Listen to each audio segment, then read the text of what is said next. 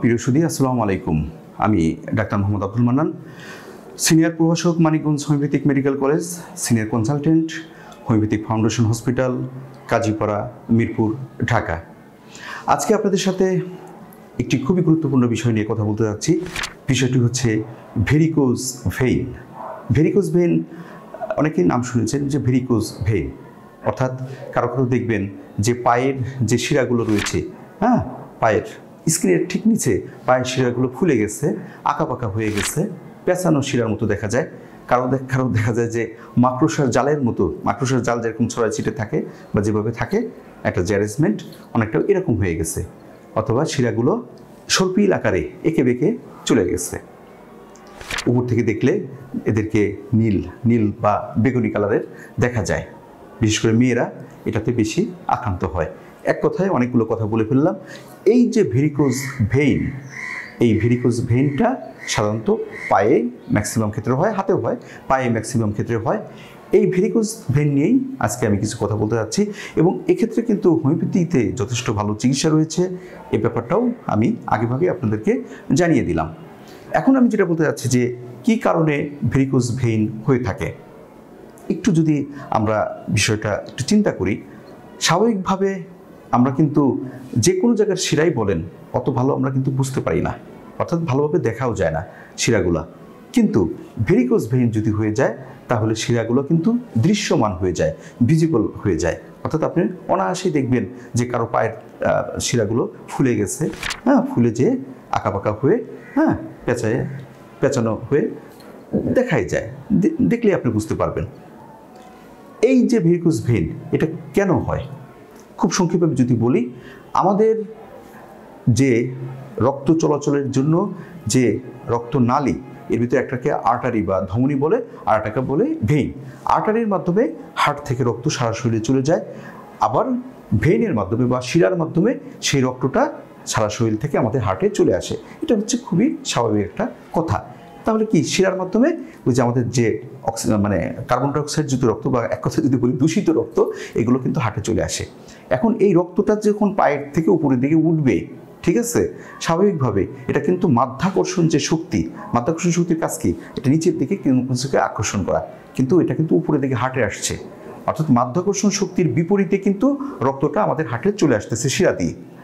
এটা একটা ব্যাপার। এখন এটা কিভাবে সম্ভব হচ্ছে, বা একমুখী যে এই রক্তটা আসা, এটা কিভাবে সম্ভব হচ্ছে? এই যে আমাদের শিরা বা উপশিরাগুলো রয়েছে পায়ে বা শরীরের যে কোনো জায়গায় হোক না, বিশেষ করে পায়ের কথা বলছি, এখানে কিন্তু এক ধরনের ভাল্ভ থাকে, যে ভাল্ভগুলো কিন্তু তাদের কাজই হচ্ছে, ভাল্ভ বা কপাটিকে বলে বা দরজার যদি বলি, এগুলোর কাজই হচ্ছে রক্তটাকে উপরের দিকে নিয়ে যাওয়া। তার পাশাপাশি আমাদের মাসেলের যে পায়ের মাসেলের যে কন্ট্রাকশন, এতে যে সংকোচন প্লাস এই ভাল্ভগুলোর কারণে রক্তটা আস্তে আস্তে উপরের দিকে উঠে আসে, মানে হার্টে উঠে আসে, পরে পরিশোধনের জন্য লাংসে যায়। কিন্তু যদি এই ভাল্ভগুলোর কোনো সমস্যা থাকে তাহলে কিন্তু পুরোপুরি রক্তটা হার্টে আসতে পারে না। তখন সেই রক্তটা কি হয়, পায়ের যে শিরাগুলো রয়েছে এখানে জমা হয়, এখানে জমা হয়ে হয়ে শিরাগুলোকে অনেক বেশি ফুলায় দেয়, অনেক বেশি প্রমিনেট করে। অর্থাৎ সহজেই আমরা বুঝতে পারি আমাদের পায়ের স্কিনের নিচে আমাদের শিরাগুলো অস্বাভাবিকভাবে ফুলে গেছে।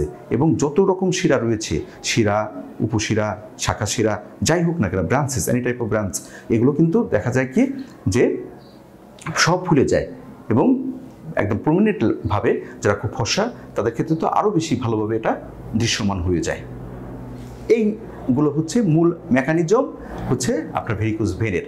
তারপরে আমরা যদি বলি যে কারো যদি শিরার জন্মগত কোনো দুর্বলতা থাকে, শিরার ভিতরের লেয়ারের জন্মগত কোনো দুর্বলতা থাকে, সেক্ষেত্রে এটা হতে পারে। যারা বেশি ওজন হয়েছে তাদের ক্ষেত্রে এটা হতে পারে। বেশি বয়স হয়ে গেছে তাদের ক্ষেত্রে এটা হতে পারে। যারা প্রেগনেন্সির সময় তো অনেক চেঞ্জ হয়, ওজন বেড়ে যায়, সেক্ষেত্রে এটা হতে পারে। যারা দীর্ঘ সময় দাঁড়িয়ে থাকে, বিশেষ করে ট্রাফিক পুলিশ বা যারা দাঁড়িয়ে থাকার কাজ করে, গার্মেন্টসে যারা কাজ করেন, সেলসম্যানের যারা কাজ করেন, বা যাদেরকে দাঁড়িয়ে থেকে কাজ করতে হয় বা দীর্ঘক্ষণ বসে থেকে কাজ করতে হয়, তাদের কিন্তু এ ধরনের সমস্যা হওয়ার সম্ভাবনা অনেক বেশি। এবং মহিলারা এক্ষেত্রে কিন্তু পুরুষের তুলনায় বেশি আক্রান্ত হয়ে থাকে। তারপরে পারিবারিক ইতিহাস তো রয়েছে, অর্থাৎ কারো পরিবারে বাবা মা যদি এ ধরনের সমস্যা থাকে তাদের ক্ষেত্রে এ ধরনের সমস্যা হতে পারে। এখন লক্ষণগুলো কি? এক্ষেত্রে আমরা কি কি লক্ষণ দেখে থাকি? এক্ষেত্রে যে লক্ষণগুলো আমরা দেখে থাকি সেগুলো তো আপনারা ভালো মতোই বুঝতে পারছেন যে এই যে শিরাগুলো এগুলো ফুলে যাবে বা ফুলানো দেখাবে, এগুলোকে আঁকা পাকা দেখাবে, এগুলোকে পেঁচানো দেখাবে। এর কালারটা কি হবে? নীল কালার বা বেগুনি ধরনের কালার দেখা যাবে। হ্যাঁ, আপনার পাটা ভারী ভারী লাগবে, হ্যাঁ, পায়ের মধ্যে কেমন যেন একটা অস্বস্তি লাগবে, আপনার হাঁটতে গেলে একটু কষ্ট হবে, আপনার হাঁটতে পারবেন না, পায়ের যে পেশি রয়েছে এখানে ক্রাম্প হবে, খিচুড়ির মতো হবে, আটকে ধরবে। হ্যাঁ, অনেক সময় মনে হবে যে আটকে ধরছে বা টান লাগছে। হ্যাঁ, আপনি যখন দাঁড়িয়ে থাকবেন, দাঁড়িয়ে থাকতে আপনার কষ্ট হবে, আপনার ত্বকে এই যে স্কিন এখানে বিভিন্ন ধরনের ফুসকুড়ির মতো হবে, ত্বকের কালারটা চেঞ্জ হয়ে যেতে পারে এবং স্থায়ীভাবে অনেক ধরনের স্কিনের সমস্যা এখানে সৃষ্টি হতে পারে। এইগুলো হচ্ছে মূলত লক্ষণ। এখন এক্ষেত্রে কিন্তু আমরা কিছু জটিলতা দেখে থাকি। সেক্ষেত্রে হচ্ছে কি, এই যে ভেইনগুলো বা শিরাগুলো রয়েছে এখানে রক্তক্ষরণ হতে পারে।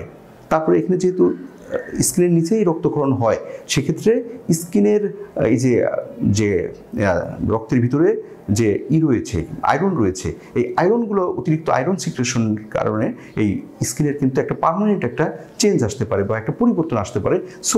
সুপ কালো কালো স্কিনগুলো হয়ে যেতে পারে বা স্কিনের আরও অনেক ধরনের সমস্যা দেখা দিতে পারে, স্কিনের বিভিন্ন ধরনের ইনফেকশন দেখা দিতে পারে। তারপরে যেটা হয় যে এই রক্ত যদি ভেনের মধ্যে জমে যায়, সেক্ষেত্রে কিন্তু মারাত্মক ধরনের পেইন হতে পারে, পায়ে পেইন হতে পারে। তারপরে এই জমাট বাঁধা রক্ত যদি ফুসফুসের মধ্যে চলে যায়, তাহলে তো জীবন নিয়েই একটা সংশয় দেখা দিতে পারে। তবে এগুলো এই ব্যাপারটা একটু রেয়ার, তবে কোনো ক্ষেত্রে হয়েও যেতে পারে। বা স্কিনের যে একটা মারাত্মক ধরনের চেঞ্জ, এই চেঞ্জটা কিন্তু অনেক বেশি পায়ের থেকেও অন্যান্য জায়গাও এটা ছড়িয়ে যেতে পারে। এই যে ব্যাপারগুলো, এগুলো আমরা দেখলাম যে ভেরিকোজ ভেইনের ক্ষেত্রে হয়ে থাকে। তাহলে ভেরিকোজ ভেইনটাকে যদি আমরা মোটামুটি একটা কন্ট্রোলে আনতে চাই বা দূর করতে চাই, সেক্ষেত্রে আমাদের কি করতে হবে? বিশেষ কিছু এক্সারসাইজ রয়েছে, যে এক্সারসাইজগুলো আমাদেরকে করতে হবে বা নিয়মিত এক্সারসাইজ করতে হবে। তাহলে হবে কি, যে ভেইনের যে ভাল্ব রয়েছে বা কপাটিকা রয়েছে, এগুলো কিন্তু আস্তে আস্তে খুলে যাবে বা এগুলো স্বাভাবিক হয়ে যাবে বা এগুলো এই ভেইনের ভাল্বগুলো নষ্ট হবে না, একটা ব্যাপার। তারপরে আমাদের কিছু সাবধানতা, ওয়েটটা যাতে না বাড়ে এই ব্যাপারে আপনাকে সাবধান থাকতে হবে। তারপরে অধিকক্ষণ যে দাঁড়িয়ে থাকা বা অধিকক্ষণ বসে থাকার যে কাজগুলো, এগুলোর থেকে নিজেকে মুক্ত রেখে কিছুক্ষণ দাঁড়িয়ে থাকলে বসার ব্যবস্থা করতে হবে বা বসে থাকলে দাঁড়ানোর ব্যবস্থা করতে হবে। এভাবে কিন্তু আমাদেরকে কাজগুলো করতে হবে। হিল জুতা যারা পরেন, এগুলো কিন্তু পরা যাবে না এসব ক্ষেত্রে। তারপরে আমাদের পুষ্টিকর খাবার খেতে হবে। অতিরিক্ত চর্বি, অতিরিক্ত ফ্যাট, এগুলো খাওয়া যাবে না। অতিরিক্ত লবণ, এগুলো খাওয়া যাবে না। এসব ব্যাপারে আমাদেরকে কিন্তু সতর্ক থাকতে হবে। বিশেষ করে যারা ডায়াবেটিসে আক্রান্ত, যাদের ব্লাড প্রেশার বেশি, তাদেরকেও কিন্তু এগুলোর ব্যাপারে যথেষ্ট সতর্ক থাকতে হবে। এবং এই ভেরিকোজ ভেইনের কিন্তু ভালো চিকিৎসা হোমিওপ্যাথিতে রয়েছে। আমরা প্র্যাকটিক্যালি আমাদের কাছে এই ভেরিকোজ ভেইনের রোগীরা আসে, কারণ ভেরিকোজ ভেইন থাকলে অনেকেরই কিন্তু চাকরি বাকরির সমস্যা হয়। বিশেষ করে যারা পুলিশ বা ডিফেন্সে যারা যাবেন, এই ভেরিকোজ ভেইন থাকলে তারা কিন্তু চাকরি পাবেন না। এই ধরনের পেশেন্ট কিন্তু আমাদের কাছে চলে আসে এবং তারা যখন ঠিকমতো হাঁটতে পারে না বা যে পেশেন্টটা ঠিকমতো তার স্বাভাবিক কাজকর্ম করতে পারেন না এবং পায়ের কালার চেঞ্জ হয়ে যাচ্ছে, স্কিনের চেঞ্জ হয়ে যাচ্ছে, তারা কিন্তু মারাত্মক মানসিক একটা অস্থিরতায় ভুগতে থাকেন। এক্ষেত্রে হোমিওপ্যাথি আপনাকে যথেষ্ট সহায়তা করতে পারে। বেশ কিছু ভালো ওষুধ রয়েছে, এই ওষুধগুলো খেলে আস্তে আস্তে দেখা যায় স্কিনের কালারটা চেঞ্জ হয়ে আসে, তারপরে রক্তর প্রবাহটা ক্লিয়ার হয়ে যায় এবং আস্তে আস্তে দেখা যায় যে সমস্যাটা অনেকটাই দূরীভূত হয়ে যায়। অর্থাৎ আমাদের যেটা মূল লক্ষ্য, এটা রক্তটা যাতে আমাদের হার্টে ভালোভাবে ফিরে আসে তার ব্যবস্থা করা, ভাল্বগুলো যাতে ঠিক হয় তার ব্যবস্থা করা। সেক্ষেত্রে কিন্তু অনেকটাই হোমিওপ্যাথি আপনাকে সহায়তা করতে পারে। বিশেষ করে প্রাথমিকভাবে এই ধরনের সমস্যা দেখা দেওয়ার সাথে সাথে যদি কেউ আসে এবং যদি কিছু নিয়মকানুন মেনে চলে, সেক্ষেত্রে কিন্তু ভালো চিকিৎসা রয়েছে। তাহলে বন্ধুরা, আজকে এই পর্যন্তই। আপনারা ভালো থাকুন, সুন্দর থাকুন। আল্লাহ হাফেজ।